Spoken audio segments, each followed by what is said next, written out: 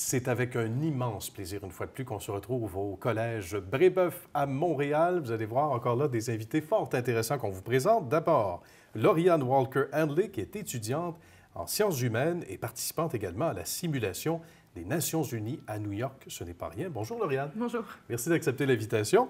Vincent Côté, qui est comédien, metteur en scène et responsable de la troupe du Vaisseau d'Or. Bonjour, Vincent. Salut. Ça va bien? Oui. Merci d'accepter l'invitation également. Et René Lebuy, qui est professeur d'éducation physique et responsable du centre Kinoxi. Bonjour. Bonjour. Bien évidemment, on pourrait faire une capsule sur plusieurs heures et non pas sur plusieurs minutes ensemble, une fois de plus, des sujets fort intéressants. D'abord, on va parler de la simulation ONU New York. Lauriane, racontez-nous ce que c'est. Oui, dans le fond, c'est une simulation dont l'objectif est de reproduire ce qui se passe aux Nations unies. Donc, chaque pays est assigné, chaque école, pardonne-moi, est assignée un pays et vise à, dans le fond, représenter ce pays-là dans divers comités. Dans ces comités-là, on traite d'enjeux internationaux qui affectent certaines problématiques qui sont en train de se dérouler en ce moment. Et on vise à, dans le fond, élaborer certaines résolutions pour répondre à ces problématiques-là. Et évidemment, on doit suivre la position de notre pays à travers ça. C'est des discussions, des négociations, de l'écriture, des speeches. Donc, par exemple, l'année passée, le Collège André Brébeuf représentait l'Albanie dans différents comités. Moi, j'étais dans le comité l'Agence internationale de l'énergie atomique. Et donc, dans le fond, on discutait, entre autres, de la situation nucléaire en Corée du Nord, par exemple. D'accord. Et là, dans le fond, on s'initie à la diplomatie à travers ça. Puis celui à New York, la simulation est particulièrement intéressante. Ça regroupe 5000 étudiants qui proviennent d'un peu partout dans le monde. Et la dernière journée, la dernière session, ça se déroule au quartier généraux de l'ONU en tant que tel. Donc, ça doit être vraiment assez une belle exceptionnel. expérience. Oui, exactement. Et combien enrichissant également comme aventure, là, quand on quitte pour aller sur les lieux, visiter ça. C'est toute l'histoire dont on est rapidement imprégné. C'est assez fascinant de constater qu'on peut vivre ça. Et c'est calqué sur l'actualité également, si je comprends exactement. bien. Merveilleux. Donc, ça apporte une certaine ouverture sur le monde, une compréhension de certains enjeux, puis aussi de voir que, dans le fond, il y a plusieurs positions qu'on peut adopter par rapport aux mêmes enjeux, par rapport au pays, toutes sortes de choses qui entrent en compte, dans le fond, dans ça, c'est de vraiment le comprendre. Donc, on prend la théorie de ce qu'on voit en cours, puis on le pratique. Voilà, c'est fascinant. On va y revenir tout à l'heure. On va parler du Vaisseau d'Or. Oui. Qu'est-ce que le Vaisseau d'Or? Le Vaisseau d'Or, c'est un beau nom. Ben oui. C'est le nom de la troupe du Collège Jean de Brébeuf, la troupe parascolaire de théâtre. Ça fait 21 ans qu'elle existe. Donc, c'est vraiment ouvert à tous les étudiants du collège. Tous ceux qui veulent faire du théâtre. C'est pas nécessairement des gens qui veulent faire du théâtre dans la vie, mais sur l'année, on travaille une pièce qu'on présente d'habitude de fin mars, début avril. Puis ce qu'il y a de particulier au Vaisseau d'Or, c'est que la troupe est encadrée par un metteur en scène professionnel et des concepteurs professionnels. Donc les étudiants au Vaisseau d'Or vivent vraiment une expérience comme s'ils étaient engagés pour jouer dans une pièce. Moi, j'ai fait le Vaisseau d'Or quand j'étais étudiant. J'étais un ancien du collège. Ça fait 11 ans que je m'occupe de la troupe. Donc, c'est une expérience intense de théâtre encadrée par des professionnels qui marquent les étudiants à Brébeuf. Et ça fait de bons professeurs, et, comme tous les autres, mais évidemment, une saveur particulière quand on a été d'abord sur les bancs d'école, quand on a été étudiant ou étudiante, et on ajuste le tir un petit peu, les programmes peuvent changer. Et là, j'ai fait de façon générale, là, toutes sphères confondues, et qu'on est devenu professeur, c'est assez fascinant, c'est intéressant. J'imagine qu'on se reconnaît aussi à travers certains étudiants. Oui, mais moi, je ne suis pas professeur, je suis comme engagé comme un coach, comme metteur en scène. Mais l'expérience du Vaisseau d'Or, c'est sensiblement la même que quand j'étais étudiant. Ah oui, moi, j'ai rajouté des petits trucs pour... Mais c'est vraiment... moi, ce qui me touche beaucoup, c'est un endroit que j'ai énormément reçu et qui a marqué ma vie puis qui a changé même mon parcours de vie. Ah oui? D'être là avec des jeunes qui vivent la même chose que j'ai vécu quand j'avais 17 à 19 ans, c'est vraiment enrichissant, puis c'est unique. Puis après, ça devient des amis aussi, puis ça devient une famille. Ça agrandit le cercle d'amis, inévitablement. Il y a peut-être des étudiants qui ne voulaient pas, peut-être à la base, faire carrière en théâtre, qui là, peut-être reconsidèrent cette possibilité-là. Ça m'arrive d'avoir des étudiants qui ne voulaient pas faire de théâtre qui en font. Bien. Et là, on se tourne du côté maintenant de René Lebuc. Donc, je le disais, professeur d'éducation physique, responsable du centre Kinoxie. On va démystifier un peu d'abord ce que c'est que le centre Kinoxie. Bien, le centre Kinoxie, nous, ce qu'on a voulu faire, en fait, je dis nous, c'est le département d'éducation physique au collégial. Avec l'avenue du nouveau complexe sportif, ce qu'on a voulu faire, c'est bâtir un centre de ressources en activité physique et santé. En fait, un endroit où les étudiants pourraient aller pour avoir des informations, premièrement, sur les programmes d'entraînement, de nutrition, donc un centre de service.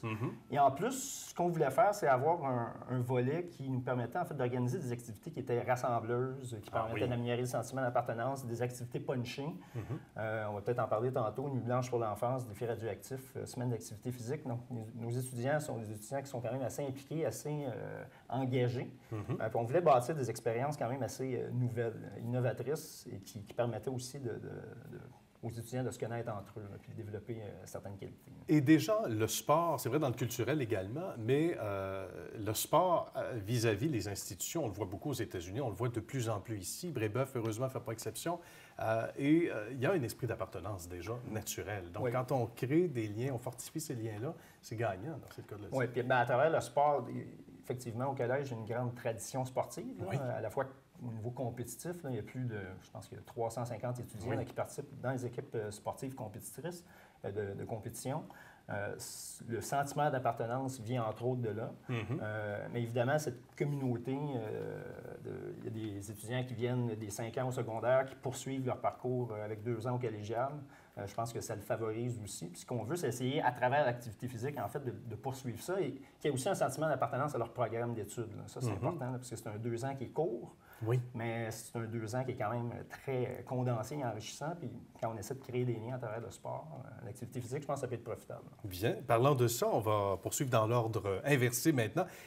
L'activité, il y a une activité comme Nuit blanche pour l'enfance, le défi radioactif. Parlez-nous de ça également. C'est intéressant, là. Bien, ce qu'on trouvait intéressant, c'est de bâtir des activités pour la masse aussi, là, parce qu'il y a 350 étudiants sur 1500 qui pour joindre tout le monde. Oui, pour joindre tout le monde, parce que c'est important. Puis on le constate dans nos cours d'éducation physique que les étudiants sont quand même très actifs. Là. Si on comparait à la moyenne de la population en général, de par leur niveau d'éducation, je pense que c'est des étudiants très engagés. Mais on voulait quand même offrir quelque chose pour la masse. Et la Nuit blanche, bon, c'est une implication sociale, c'est 12 heures d'activité physique la nuit. On ramasse des fonds pour les organismes qui viennent en aide aux personnes handicapées par le sport. C'est un gros défi. Là. Ils sont mis face à des activités qui sont plus ou moins connues, des activités de type paralympique, hockey-luge, basketball en fauteuil roulant, puis on a ramassé plus de 10 000 $ il y a quelques années. Donc, les étudiants sont très réceptifs à ça, puis ils participent activement, naturellement.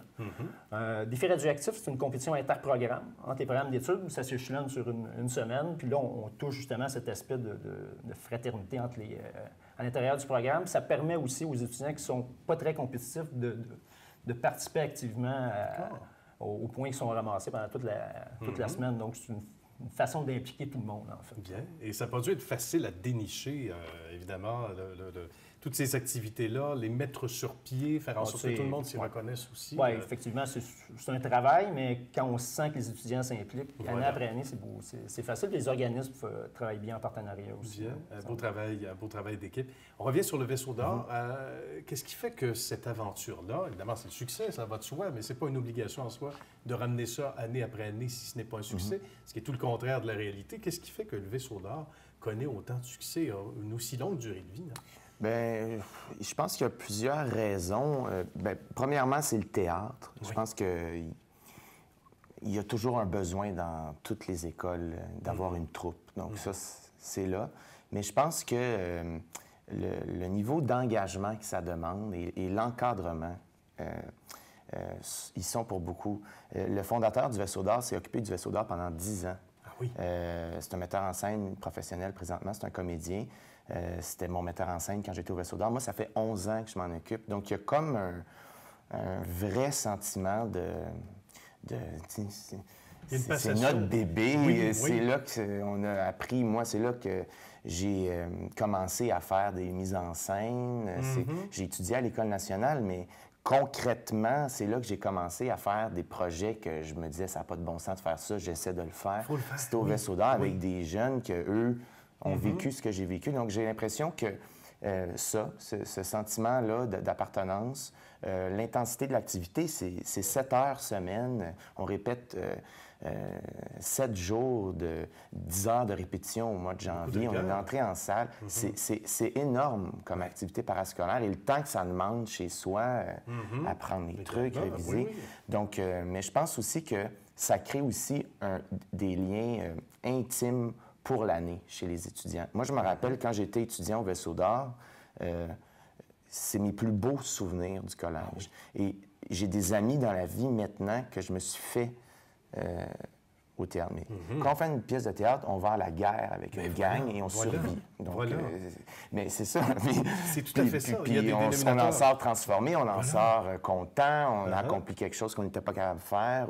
Donc, je pense que c'est ça, l'encadrement, puis l'intensité de l'activité, puis le professionnalisme de la chose aussi. Moi, je me rappelle avoir vécu des choses au Vaisseau d'Or que j'ai vécu, puis c'est une activité parascolaire, c'est pas un cours. Les gens sont là, ils sont pas obligés d'être là. Mais j'ai vécu des choses au Vaisseau d'Or que j'ai revécues seulement finissant à l'École nationale.